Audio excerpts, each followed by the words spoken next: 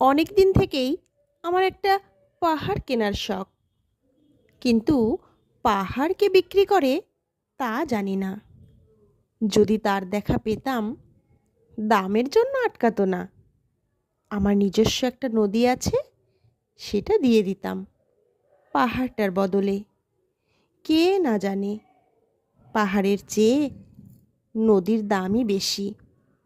পাহাড় স্থাণু, নদী বহমান, তবু আমি নদীর বদলে পাহাড়ই কিনতাম, কারণ আমি ঠকতে চাই। নদীটাও অবশ্য আমি কিনেছিলাম একটা দ্বীপের বদলে। ছেলেবেলায় আমার বেশ ছোট্ট খাট্ট ছিমছাম একটা দ্বীপ ছিল, সেখানে অসংখ্য প্রজাতি। শৈশবে দ্বীপটি ছিল বড় প্রিয়।